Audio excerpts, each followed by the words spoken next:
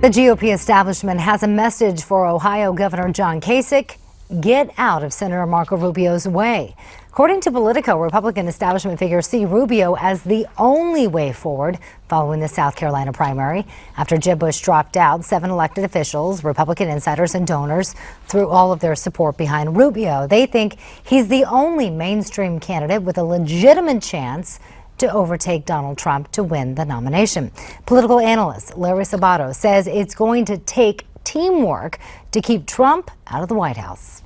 But listen, you're not going to beat Donald Trump with, the average tricks in politics. He's too strong. Yeah. You're going to have to build coalitions. I mentioned Kasich's not the only one. It could be somebody else, but sure. Kasich is in the race, and he might bring Ohio to Rubio if they made this coalition. But right now, Ohio is still fair game for Donald Trump. He's currently in the lead, beating John Kasich by about 5 points. His home state, Senator Ted Cruz is nipping at Kasich's heels for second place. He's only about 5 points behind him. Senator Marco Rubio is in fourth place with only 13%.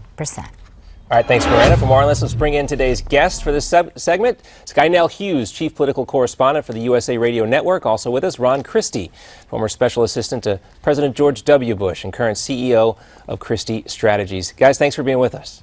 Absolutely. Scottie, I want to get your reaction to this idea that if Marco Rubio and John Kasich just teamed up and Ted Cruz got out of the race, that it would all be over for Donald Trump. Well, that sounds like it would make sense with words, but as we're seeing as Rasmussen came out today, with Jeb getting out of the race, it actually helped Mr. Trump by 5 points as his rankings went back up. And as we continue to see this turmoil between Rubio and turmoil within the Cruz campaign, that's only going to speak a larger thing to Mr. Trump. And when you've already seen now, short of Al Gore losing in Tennessee, most politicians are expected to win their home state. But as you pointed out in your opening, Governor Kasich is losing by 5 points to Mr. Trump. So, you know what? I'm okay with him staying in because I think, once again, it just actually helps Mr. Trump. But at the same time, does it really help John Kasich's reputation down the road? Ron, I'm going to ask you a question, and just a couple of days ago we could have replaced John Kasich's name with Jeb Bush's name, except that John Kasich even has more experience, congressional experience, that Jeb Bush did not have. Why are the voters not interested in a guy who clearly has the bona fides to do the job on day one? I think one of the challenges that Governor Kasich has had, and he's mentioned this several times himself, is that of all the presidential candidates who still remain in the field, he's the one who's least well known. I think as we head into not only, of course, Nevada tonight, but we head into Super Tuesday next week, more Americans after the debate on Thursday are going to hear about John Kasich, hear about his strong 18 years in Congress, as well as his ability as a two-term governor to turn a $8 billion budget deficit into a budget surplus. So Governor Kasich feels very confident where he is right now, because the more people who get to know him and understand his record, the more I think voters are going to give him a stronger look for their vote. I want to point back to a moment from the campaign trail yesterday, some would describe as a little bit awkward. John Kasich, after he said women left their kitchens to vote for him when he went to the U.S. Senate back in 1978. Take a listen. First off, I want to say your comment earlier about the women came out of the kitchen to support you. I'll come to support you, but I won't be coming out of the kitchen. I gotcha. I gotcha. All right, maybe not the best choice of words for John Kasich there, but Ron, is this one way to get your name out there? These types of, I don't want to call it a gaffe, but maybe a misstatement? No, look, the one thing that John Kasich has that the other candidates who are still running do not have is authenticity. And what he was talking about in a broader context was that back in 1978, when he first ran for the Ohio State Senate, he got a number of people who previously had never gone out to vote for him before, and that included a lot of women who came out for the first time and supported his candidacy. So those who try to suggest that John Kasich says that all women belong in the kitchen or are coming out of the kitchen, in the broader context, that's exactly and precisely what he meant, of encouraging different folks to join his winning coalition, and that's exactly what helped start his political career.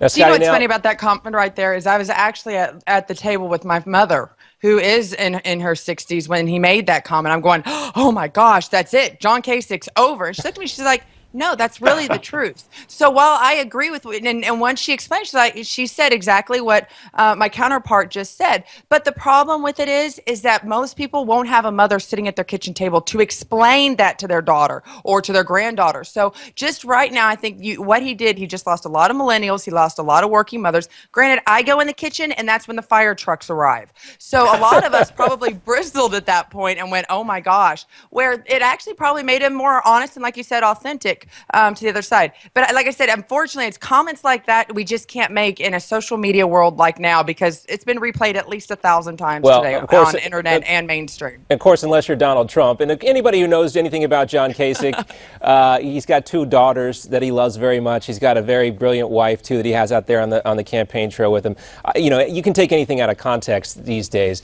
I said on this program a long time ago that on paper, John Kasich has the absolute best resume to become the president of the United States. His congressional record, his record as an executive in Ohio. He can bring the state of Ohio to the Republican Party, which they desperately need to win. Ron, is it a failure on John Kasich's campaign to not have his name resonate up there, not have it more well known?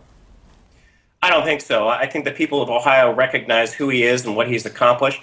There are 88 counties in Ohio. Governor Kasich was reelected by winning the votes, the majority in 86 out of 88 of those counties. And one thing I would point out to you that the other candidates who are still in this field cannot say. John Kasich, when he ran for re-election, got nearly a third of the African-American vote. He got 26%, 26.5% of the African-American vote in Ohio in his re-election. This is someone who has proven time and time again that not only can he reach across the aisle, but he can reach across different demographics and say, here's what I'm for, here's my positive vision forward, work with me, let's work together. And I think that's something that Republicans, it would be against our best interest to nominate someone who does not have the strong, stellar track record that John Kasich does. Last word to you, Scottie. Now, why do you think a lot of these so-called establishment types chose Marco Rubio above John Kasich? Because real simple. There's Obamacare in Ohio. There's Medicare. There's his position on Common Core. And up until recently, those first few debates, he looked like a little bit of an older version of Rand Paul, hopping up there and kind of immature and crying about when's my time to talk. Only recently have we seen him more mature. And let me just talk about reaching across the aisles. That's as crazy as saying something like Bernie Sanders was going to be endorsed by Spike Lee in South Carolina. Then again, that did happen today, so maybe I'm wrong. Expect the unexpected. That's my bumper sticker for 2016, guys. Thanks so much for being with us. Ron, Christie, Scottie, Nell, Hughes. Great conversation. Love to have you both back real soon. Thank you. All right, much more to come here on Newsmax now. His rivals say he's a liar. Just a day after Ted Cruz fired his communications director over an inaccurate video, some wonder if his actions will be enough to keep the Texas senator in the race for the long haul. We'll ask our roundtable to share their thoughts about what really happened yesterday. Plus, stay tuned. Newsmax TV tonight, special live coverage of the Nevada GOP caucuses. You won't want to miss it. Dick Morris, Ed Berliner, and a